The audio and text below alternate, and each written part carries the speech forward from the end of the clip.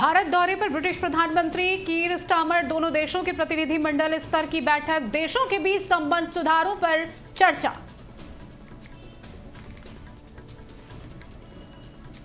ममता बनर्जी पर जगदंबिका पाल का पलटवार, बोले पश्चिम बंगाल में कानून व्यवस्था हुई फेल, वहां आज सांसद भी सुरक्षित नहीं।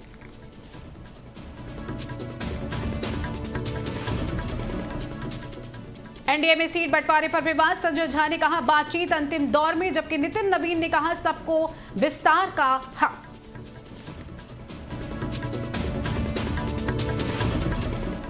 चिराग पासवान से मिले मंत्री नित्यानंद राय, सियासी दृष्टिकोण से बड़ी अहम मुलाकात, बोले किसने कहा कि चिराग नाराज है।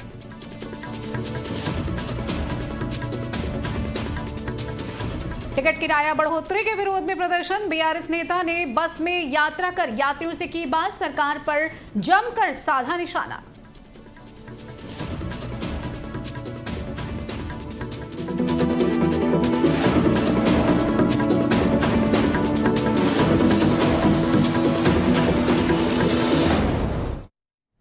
नमस्कार, मैं रिचा सिंह, आज की खबर में आपका स्वागत है। भारत दौरे पर आए ब्रिटिश प्रधानमंत्री कीर स्टार्मर से पीएम मोदी ने मुंबई में मुलाकात की। इस दौरान दोनों देशों के प्रतिनिधि मंडल स्तर की बैठक भी मुंबई में हुई। प्रधानमंत्री मोदी और स्टार्मर के बीच द्विपक्षीय वार्ता भी हुई, जिसमें एक संयुक्त बयान में पीएम मोदी ने कहा कि भारत और ब्रिटेन के संबंधों में उल्लेखनीय प्रगति हुई है। उन्होंने कहा इसी जुलाई में मेरी ब्रिटेन यात्रा के दौरान हमने ऐतिहासिक, व्यापक आर्थिक और व्यापार समझौते पर हस्ताक्षर किए थे। पीएम मोदी ने यह भी कहा कि दोनों देशों के संबंधों की नींव लोकतंत्र है। जीवंत कड़ी है। ब्रिटिश समाज और अर्थव्यवस्था में अपने मूल्यवान योगदान से उन्होंने दोनों देशों के बीच मित्रता, सहयोग और विकास के पुल को मजबूत किया है।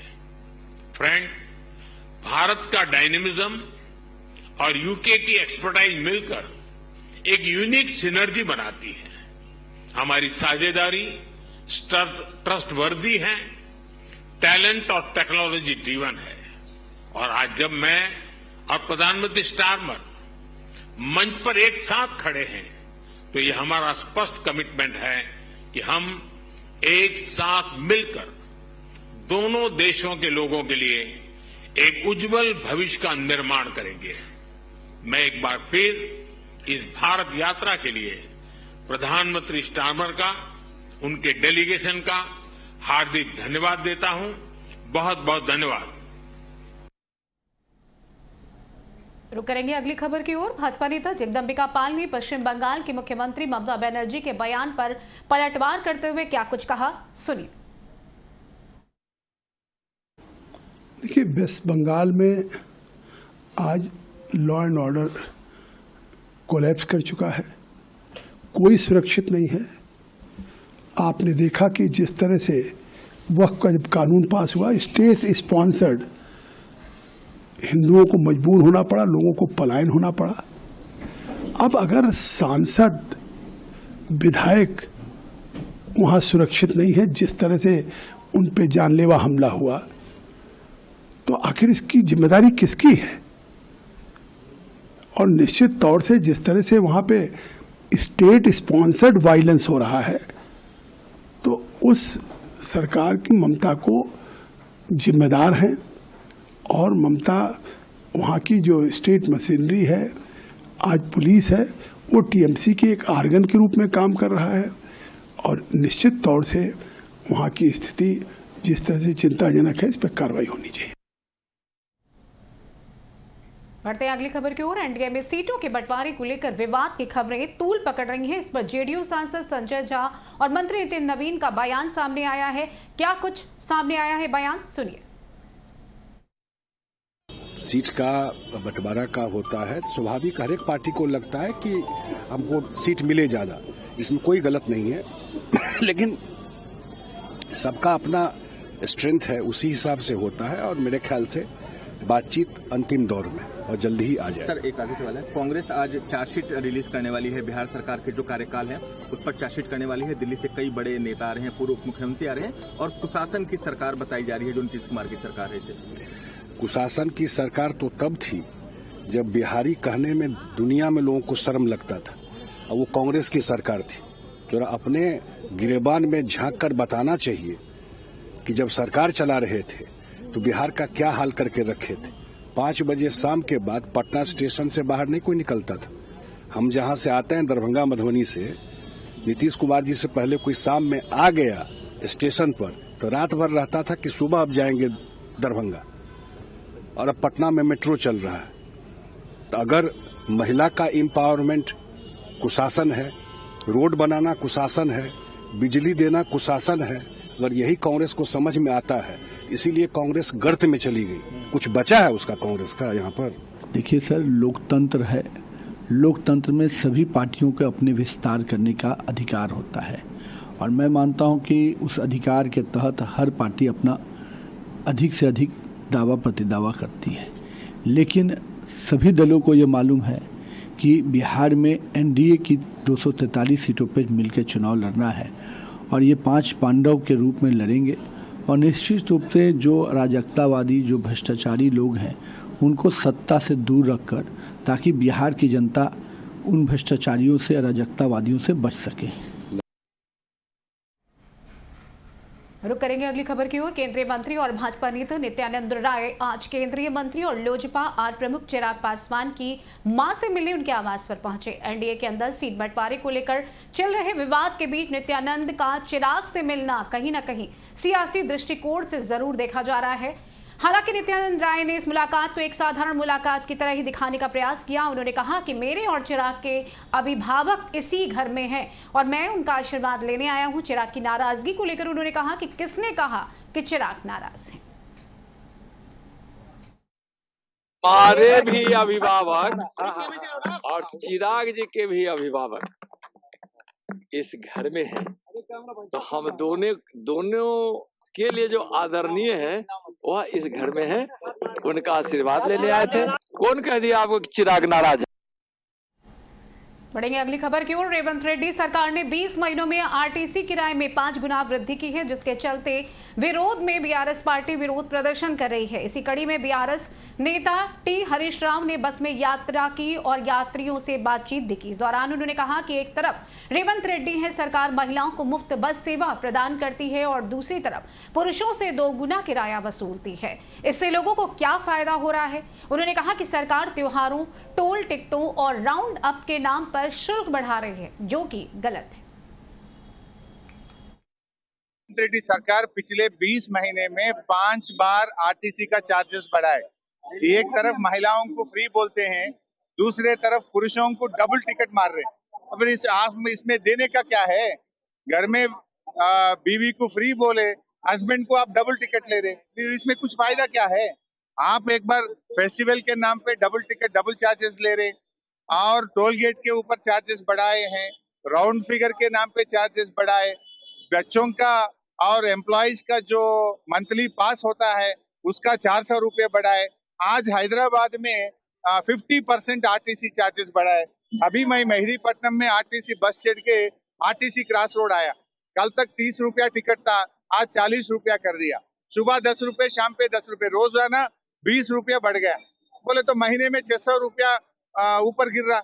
अब छोटे छोटे 12,000 13,000 में महीने में नौकरी करने वाले को महीने में 600 रुपया बढ़ गए तो वो कैसा जी सकता है?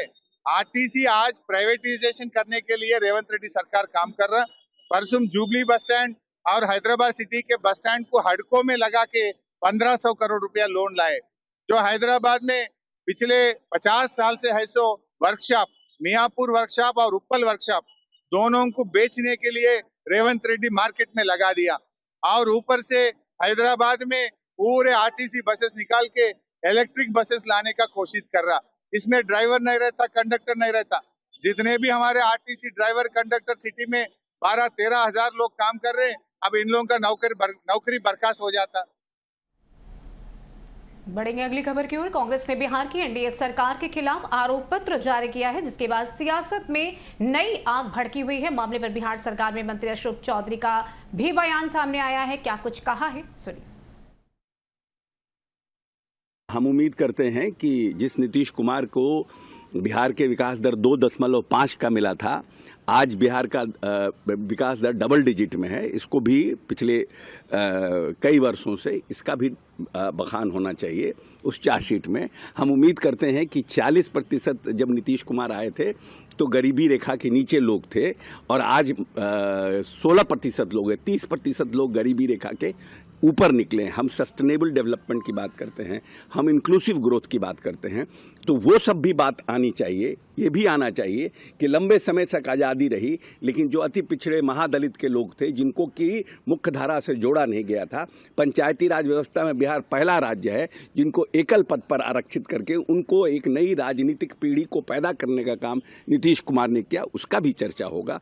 हम 18 साल में 20 वर्ष में, नीतीश कुमार के 20 वर्ष में जो 118 नरसंहार पहले की सरकार में हुई थी, एक भी नरसंहार नहीं हुआ, उसकी भी चार्जशीट में चर्चा होगी। हम चाहते हैं कि जिस हिंदू मुस्लिम का झगड़ा हर होली, बकरीद, ईद में कहीं ना कहीं होता था, 20 वर्ष में 101 भी 144 नहीं लगा, उसकी भी चर्चा होगी। पहले अगला पिछड़ा की लड़ाई होती थी, उसकी भी चर्चा होगी। 700 मेगावाट बिजली बिहार खपत करता था पर डे, आज 8,800 मेगावाट बिजली खपत करता है, उसकी भी चर्चा होगी। 2 इंजीनियरिंग कॉलेज थे इस प्रदेश में, 20 वर्ष में नीतीश कुमार ने 3800 जिलों में इंजीनियरिंग की पढ़ाई शुरू की, उसकी भी चर्चा होगी। पूरे हिंदुस्तान में 1,40,00,000 जीविका दीदियां हैं। ये हिंदुस्तान में पहला राज्य है, सबसे बड़ा राज्य है जिसने वुमेन एम्पावरमेंट पर इतना बड़ा काम किया, उसकी भी चर्चा होगी। वक्त हो गया अगली खबर की ओर बढ़ने का। पश्चिम बंगाल के दार्जिलिंग जिले में हुए विनाशकारी भूस्खलन में मरने वालों की संख्या बढ़कर 28 हो गई है। आपदा प्रबंधन कर्मियों ने बृहस्पतिवार को भी बचाव अभियान जारी रखा क्योंकि कई लोग अब भी लापता हैं और सैकड़ों पर्यटक पहाड़ी इलाकों में फंसे हुए हैं। अधिकारियों ने जानकारी देते हुए कहा कि बहाली का काम पूरा होने में 1 महीने का समय लगेगा। ये साफ कर रहा है, वो 4 अक्टूबर में गया ना, रास्ता सब खराब हो गया ना, उसका वो साफ कर रहा है। बाकी तो बहुत है, 4 दिन हो गया और बाकी है। दूधे से दार्जिलिंग तक, ये तो बोल नहीं सकता है, बारिश को मौसम देखना पड़ेगा ना, मौसम जाने बारिश होने से तो फिर होगा। कितना हद तक आप लोग कोशिश कर रहे हैं चीजों को संभालने के लिए? वो तो 4 दिनों को जो दिन गया ना, 4 तारीख 5 तारीख से किया है, कोशिश की रहा है। अभी लगेगा 1 महीना लगेगा। रुक करते हैं अगली खबर की ओर। तेलंगाना में बस किराए में बढ़ोतरी के विरोध में बीआरएस कार्यकर्ता सड़कों पर उतर आए। पार्टी नेता केटीआर को पुलिस ने नजरबंद किया। बीआरएस ने सरकार के फैसले की निंदा की और किराया वृद्धि वापस लेने की मांग की। उन्होंने आंदोलन को और तेज करने की चेतावनी दी है और जनता से समर्थन मांगा है। हैदराबाद में बस किराए वृद्धि के विरोध में अपने प्रदर्शन के तहत बीआरएस पार्टी ने चलो बस भवन विरोध प्रदर्शन का आह्वान किया, जिसके तहत उसके नेता बस भवन पहुंचे और तेलंगाना राज्य सड़क परिवहन निगम के प्रबंध निदेशक को एक ज्ञापन सौंपकर आरटीसी बस किराए में वृद्धि को तत्काल वापस लेने की मांग करेंगे।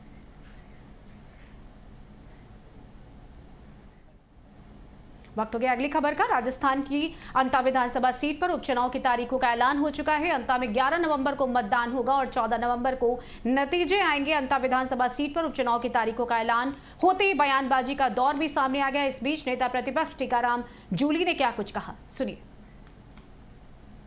देखिए, लोग कह रहे हैं कि हमने जल्दी कर दी। कांग्रेस ने कांग्रेस के हिसाब से टिकटें डिक्लेयर की हैं और इससे पहले और जहां भी उपचुनाव है ना, वहां सब जगह की टिकटें कांग्रेस ने घोषित कर दी हैं, चाहे वो किसी भी स्टेट के अंदर है। और चूंकि पार्टी बड़ी मजबूती के साथ संगठन का काम चल रहा है और एडवांस में सारी तैयारियां हैं, मैं समझता हूं ये जो चुनाव होगा ये सरकार की सारी जो है अब तक का काम है ना, उसकी परीक्षा यहाँ पे हो जाएगी और उसका रिजल्ट यहाँ पे आ जाएगा।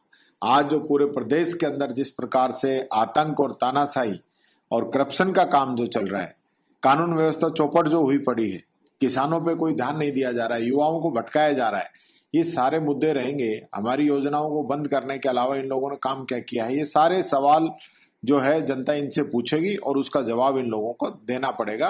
अंता चुनाव मैं समझता हूं राजस्थान सरकार की बहुत बड़ी परीक्षा है और जिसमें फेल होगी।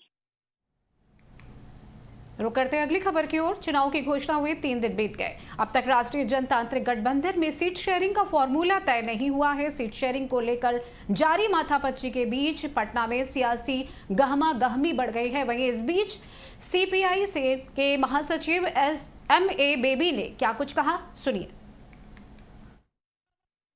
महागठबंधन अच्छा परफॉर्मेंस करेगा। यहाँ अभी ऐसा है, भारत का चुनाव इतिहास में पहला तरफ इलेक्शन कमीशन एक पार्टी के साथ जाता है। इलेक्शन कमीशन रेफरी का जैसा काम करना था। रेफरी एक टीम के साथ जाए तो क्या होगा जनतंत्र को।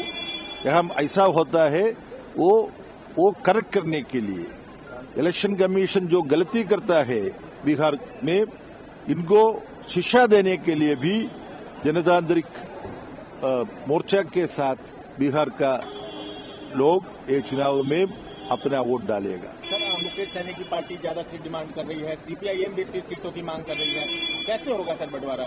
हम महागठबंधन चर्चा करके सब लोगों को संतुष्टि करके सीट का डिवीजन हम अच्छा तरह करेगा। अगली खबर बिहार से है, जहां बिहार में विधानसभा चुनाव को लेकर सरगर्मियां तेज हो गई। इस चुनाव को लेकर अब बिहार में सियासी पारा चढ़ गया है। राजनेता मनोज कुमार झा ने कहा कि हर दल की स्वाभाविक इच्छा होती है कि हमारा फुटप्रिंट थोड़ा बढ़ जाए। और क्या कुछ कहा, सुनिए। देखिए, राष्ट्रीय जनता दल सबसे बड़ी पार्टी है वहां, और धुरी भी है हमारे पूरे महागठबंधन का। हर दल की स्वाभाविक इच्छा होती है कि हमारा फुटप्रिंट थोड़ा बढ़ जाए।